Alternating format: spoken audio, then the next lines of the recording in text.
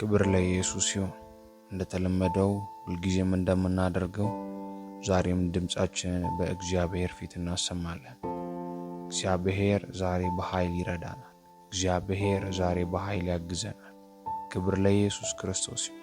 ዛሬ በእኛ የሞቱ በምንላቸው ጉዳዮች ላይ፣ ተስፋ በቆረጥንባቸው ጉዳዮች ላይ፣ አበቃ በተባሉ ፋይሎቻችን ላይ፣ አበቃ በተባለው ሪሌሽንሺፕ ላይ፣ አበቃ በተባለው የፋይናንስ ጉዳይ ላይ፣ አበቃ በተባለው ጤንነት ላይ እግዚአብሔር ጣልቃ ይገባል።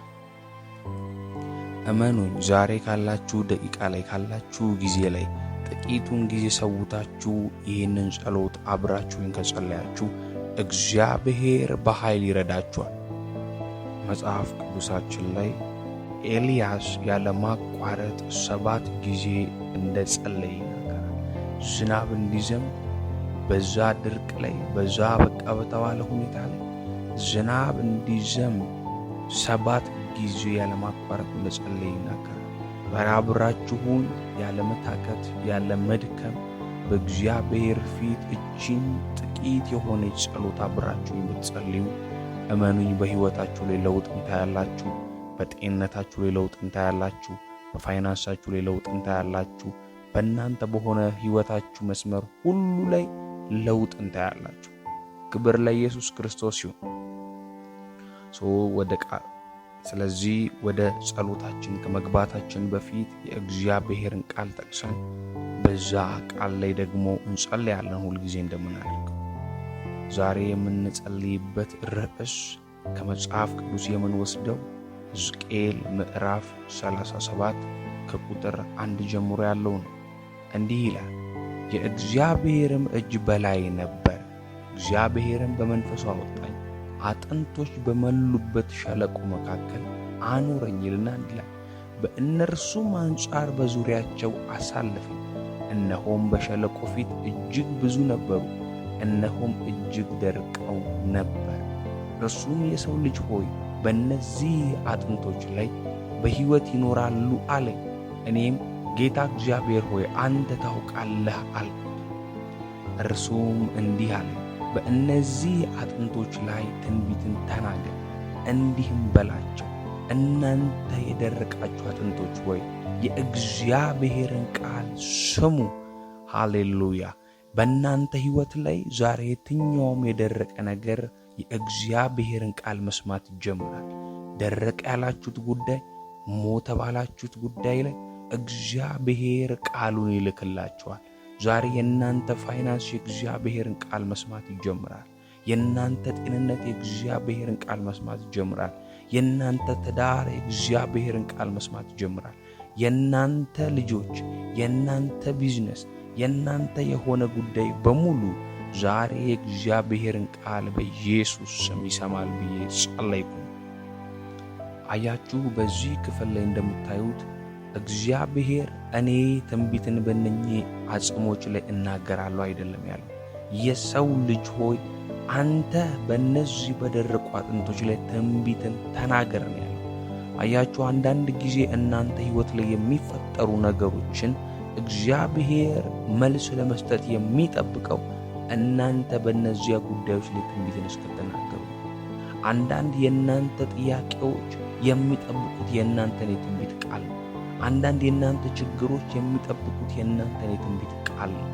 ዛሬ ከኔ ጋር አብራችሁኝ በእናንተ ሕይወት ላይ ትንቢትን መናገር ስትጀምሩ፣ ዛሬ አብራችሁኝ በመተባበር ከኔ ጋር ይህንን ጸሎት መጸለይ ስትጀምሩ የእግዚአብሔር ቃል በእናንተ ነገር ላይ መገለጥ ይጀምራል።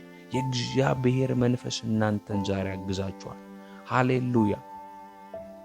አበቃ በተባለ ሁኔታ ውስጥ፣ ደረቀ በተባለ ሁኔታ ውስጥ፣ ሞቷል በተባለ ሁኔታ ውስጥ ያላችሁ ሰዎች ካላችሁ፣ የኔ ይሄ ጉዳይ ደከመ፣ ይሄ ጉዳይ ሞተብኝ ያላችሁ ሰዎች ካላችሁ ዛሬ እነዚህን 2 ነገሮች ብቻ በማድረግ እነዚህን 2 ጸሎቶች ብቻ በመጸለይ ይህንን ነገር ትቀይሩታላችሁ። አንደኛ፣ በህይወታችሁ ላይ በዕለት ተዕለት ተግባራችሁ ሁልጊዜ መርሳት የሌለባችሁና ማድረግ ያለባችሁ ነገር ምንድነው? ትንቢትን በእናንተ ህይወት ላይ መናገር። ትንቢትን በምትጀምሩት ቀን ላይ መናገር። ማለዳ ቀናችሁን ስትጀምሩ፣ ጠዋት ቀናችሁን ስትጀምሩ በስራችሁ ላይ ትንቢትን ቃል ተናገሩ። በቀናችሁ ላይ ትንቢትን ቃል ተናገሩ። በጤንነታችሁ ላይ ትንቢትን ቃል ተናገሩ። የትንቢትን ቃል በመናገር ቀናችሁን ጀምሩ። ለምን እዚህ ክፍል ላይ እግዚአብሔር ሕዝቅኤልን ትንቢትን ተናገር ብሎ ይጠብቅ ያለው እሱ ነው። ለነዚህ አጽሞች ስጋ መልበስ እግዚአብሔር ትንቢትን እንዲናገር የፈለገው ሕዝቅኤልን ነው። የሰው ልጅ ሆይ አንተ በነዚህ በሞቱ ነገሮች ላይ፣ በነዚህ አበቃ በተባሉ ጉዳዮች ላይ፣ በነዚህ በደረቁ ጉዳዮች ላይ ትንቢትን ተናገር፣ እኔም ደግሞ እሰራዋለሁ። አያችሁ፣ የእናንተን ቀን የተዋበ ሆኖ እንዲሰራ ትንቢት እናንተ ተናገሩ። በስራችሁ ላይ እግዚአብሔር ቃል እንዲገለጥ ትንቢትን ተናገሩ። እናንተ ህይወት ላይ ያለው ችግር የሚቆየው እናንተ ትንቢት በህይወታችሁ ላይ መናገር እስክትጀምሩ ብቻ ነው። እናንተ ህይወታችሁ ላይ ትንቢትን መናገር ስትጀምሩ ያ ሁኔታ መቀየርና መለወጥ ይጀምራል። ሃሌሉያ! በጌታ በኢየሱስ ስም እንዲህ ብዬ በህይወታችሁ ላይ ተናገሩ። የትኛውም ሞተ ያላችሁት ነገር ካለ ዛሬ በጌታ በኢየሱስ ስም ህይወትን ማግኘት ጀመረ። ሞተ ያላችሁት ጤንነት ከሆነ በኢየሱስ ስም ህይወት ማግኘት ጀመረ። ሞተ ያላችሁት ፋይናንስ ከሆነ በኢየሱስ ስም ህይወት ማግኘት ጀመረ። የትኛውም በእናንተ ህይወት ላይ ሞተብኝ ያላችሁት ነገር ላይ በጌታ በኢየሱስ ስም ህይወት እንዲገለጽ ነው። ክብር ለኢየሱስ ይሁን። ደረቀ ባላችሁት ጉዳይ ላይ በኢየሱስ ስም ልምላሜ ሆነ።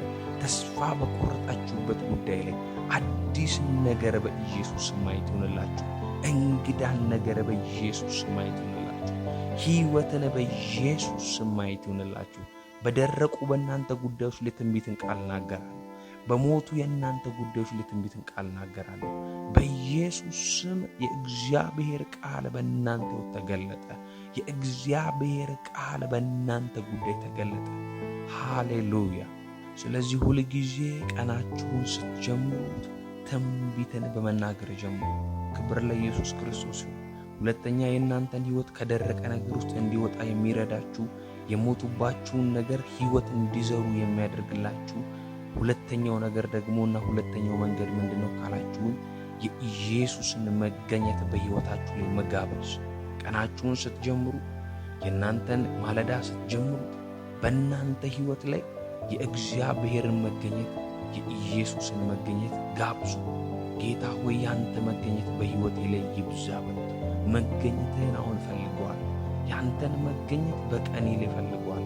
ያንተን ህልውና በእኔ በዚህ ጉዳይ ላይ እፈልገዋለሁ ብላችሁ የእግዚአብሔርን የመንፈስ ቅዱስን መገኘት ጥሩ።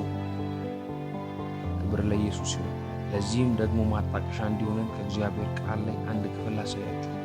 የዮሐንስ ወንጌል ምዕራፍ 14 ከቁጥር 1 ጀምሮ እንዲህ ይላል።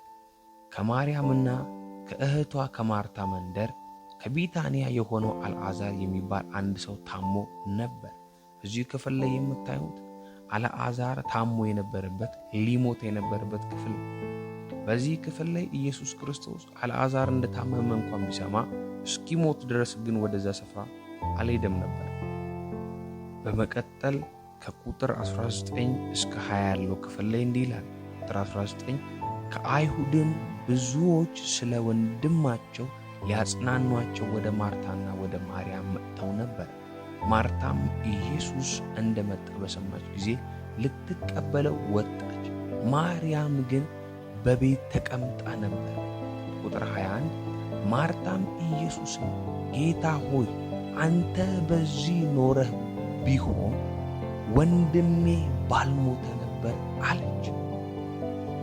አያችሁ፣ በዚህ ክፍል ላይ ማርታ የወንድሟ መሞት ዋናውና ትልቁ ምክንያት ምንድነው ብላ ስትናገር እንደዚህ አለች።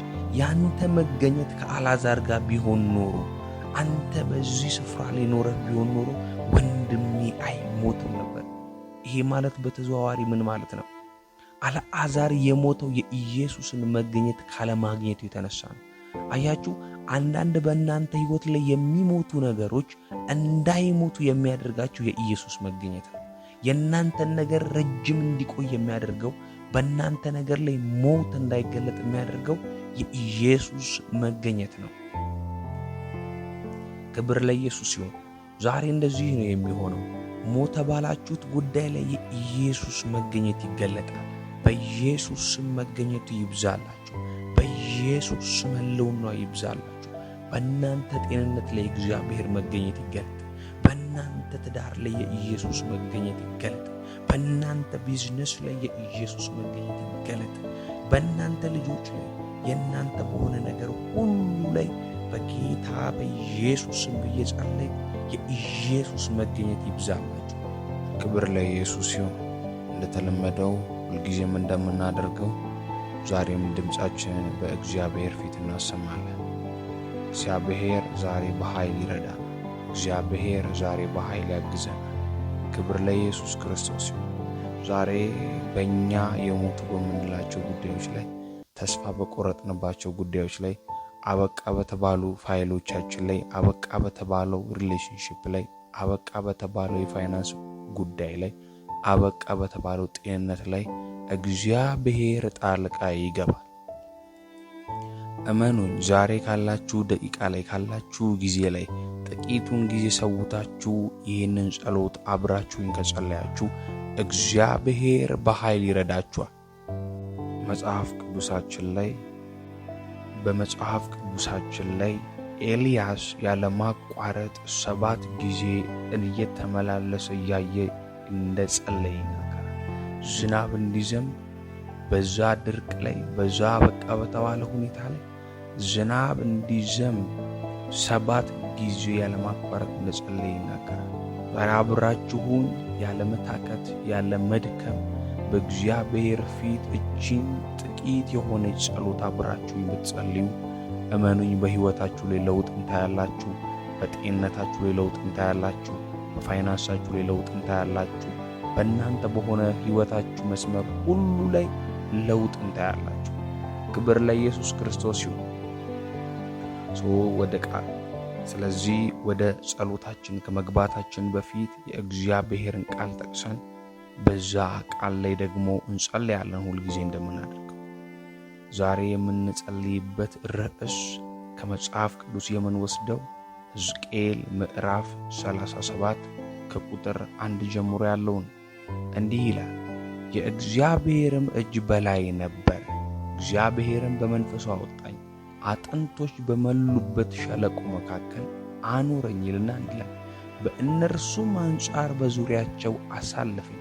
እነሆም በሸለቆ ፊት እጅግ ብዙ ነበሩ፣ እነሆም እጅግ ደርቀው ነበር። እርሱም የሰው ልጅ ሆይ በእነዚህ አጥንቶች ላይ በሕይወት ይኖራሉ አለኝ። እኔም ጌታ እግዚአብሔር ሆይ አንተ ታውቃለህ አልኩት። እርሱም እንዲህ አለኝ፣ በእነዚህ አጥንቶች ላይ ትንቢትን ተናገር፣ እንዲህም በላቸው፣ እናንተ የደረቃችሁ አጥንቶች ሆይ የእግዚአብሔርን ቃል ስሙ። ሃሌሉያ! በእናንተ ሕይወት ላይ ዛሬ የትኛውም የደረቀ ነገር የእግዚአብሔርን ቃል መስማት ይጀምራል። ደረቀ ያላችሁት ጉዳይ፣ ሞተ ባላችሁት ጉዳይ ላይ እግዚአብሔር ቃሉን ይልክላችኋል። ዛሬ የእናንተ ፋይናንስ የእግዚአብሔርን ቃል መስማት ይጀምራል። የእናንተ ጤንነት የእግዚአብሔርን ቃል መስማት ይጀምራል። የእናንተ ትዳር የእግዚአብሔርን ቃል መስማት ይጀምራል። የእናንተ ልጆች፣ የእናንተ ቢዝነስ፣ የእናንተ የሆነ ጉዳይ በሙሉ ዛሬ የእግዚአብሔርን ቃል በኢየሱስ ስም ይሰማል ብዬ ጸለይኩ። አያችሁ፣ በዚህ ክፍል ላይ እንደምታዩት እግዚአብሔር እኔ ትንቢትን በእነኚህ አጽሞች ላይ እናገራለሁ አይደለም ያለው። የሰው ልጅ ሆይ አንተ በእነዚህ በደረቁ አጥንቶች ላይ ትንቢትን ተናገር ነው ያለው። አያችሁ፣ አንዳንድ ጊዜ እናንተ ሕይወት ላይ የሚፈጠሩ ነገሮችን እግዚአብሔር መልስ ለመስጠት የሚጠብቀው እናንተ በእነዚያ ጉዳዮች ላይ ትንቢትን እስክትናገሩ። አንዳንድ የእናንተ ጥያቄዎች የሚጠብቁት የእናንተን የትንቢት ቃል ነው። አንዳንድ የእናንተ ችግሮች የሚጠብቁት የእናንተን የትንቢት ቃል ነው።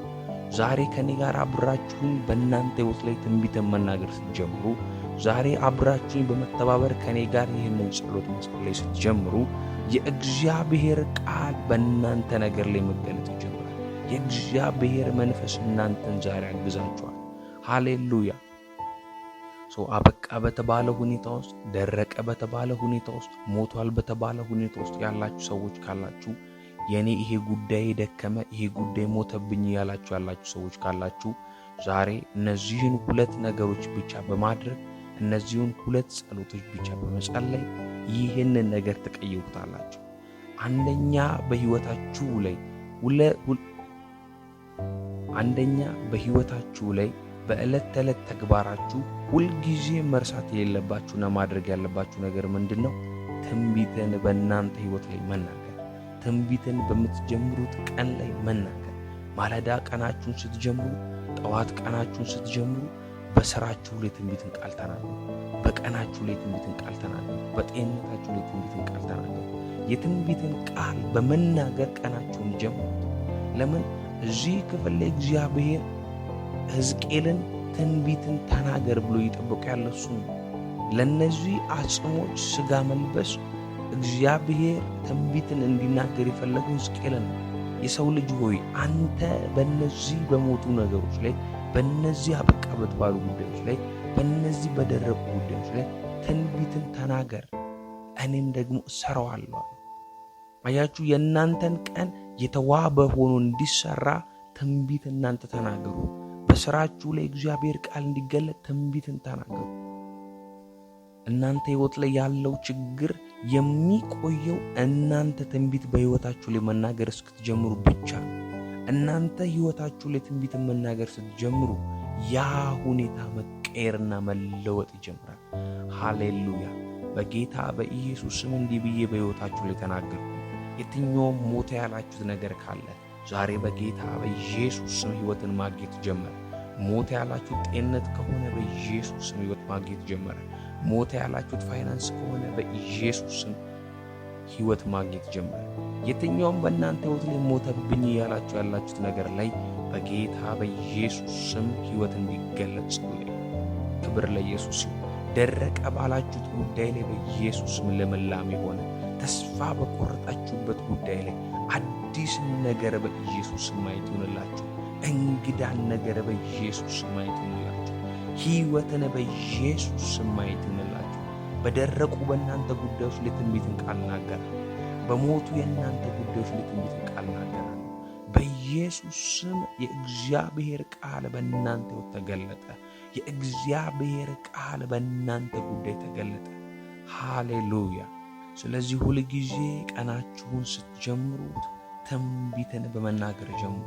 ክብር ለኢየሱስ ክርስቶስ ይሁን።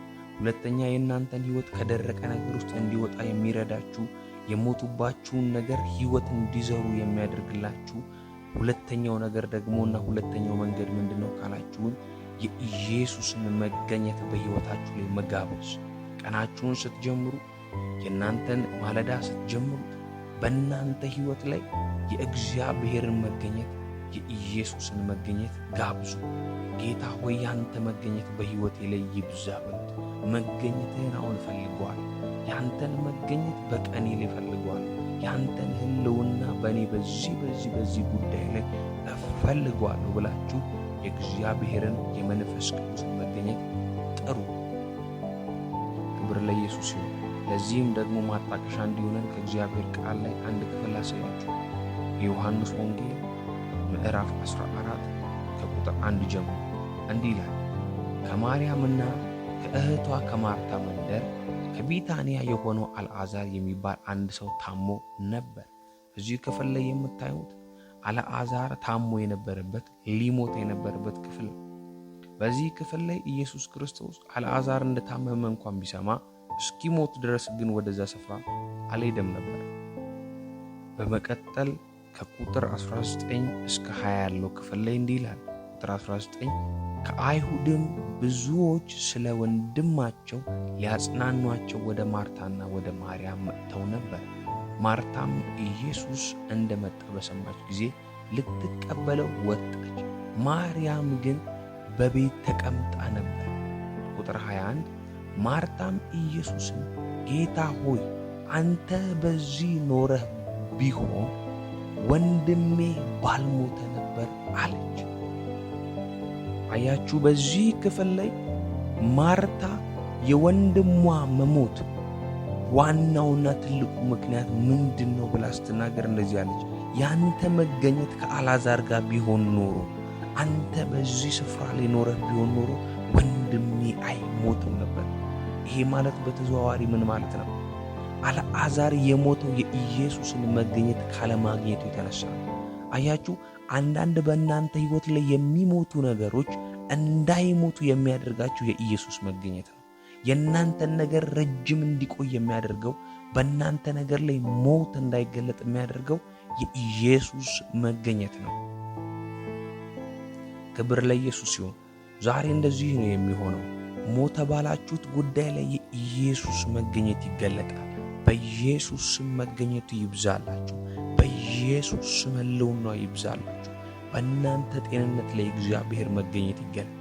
በእናንተ ትዳር ላይ የኢየሱስ መገኘት ይገለጥ። በእናንተ ቢዝነስ ላይ የኢየሱስ መገኘት ይገለጥ። በእናንተ ልጆች ላይ የእናንተ በሆነ ነገር ሁሉ ላይ በጌታ በኢየሱስ ስም ብዬ ጸለይኩ። የኢየሱስ መገኘት ይብዛላችሁ። የኢየሱስ መገኘት ይብዛላችሁ። የኢየሱስ መገኘት ይብዛላችሁ። በናዝሬቱ በጌታ በኢየሱስ ስም ጸለይኩ፣ ሆነ። አሜን። ስለዚህ በዛሬው የጸሎት ክፍላችን ላይ ሁለት ነገር እንድታስተውሉ ፈልጋለሁ። ሁልጊዜም ቀናችሁን ስትጀምሩት እንዲህ ብላችሁ ጀምሩ። አንደኛ፣ በእናንተ ሕይወት ላይ በቀናችሁ ላይ የትንቢትን ቃል አውጁ። ትንቢታዊ አዋጆችን ተናገሩ። ሁለተኛ፣ የኢየሱስን መገኘት በሕይወታችሁ ላይ ጋብዙ። በቀናችሁ ላይ ጋብዙ። የኢየሱስን መገኘት ጥሩ። ክብር ለኢየሱስ ሲሆን ይህንን ቻናል እግዚአብሔር በኃይል እንዲረዳችሁ አብራችሁ መጸለይና በዚህ መንፈሳዊ አንድነት ውስጥ መቀጠል የምትፈልጉ ቻናሉን ሰብስክራይብ በማድረግ ቪዲዮውን ላይክ በማድረግ ጀምሩት። እንዲሁም ለሌሎች ሰዎችን ጋብዟቸው። ክብር ለኢየሱስ ሲሆን ባላችሁበት ስፍራ የእግዚአብሔር ጸጋና ሰላም ይብዛላችሁ። ሻሎም። ተከናወኑ።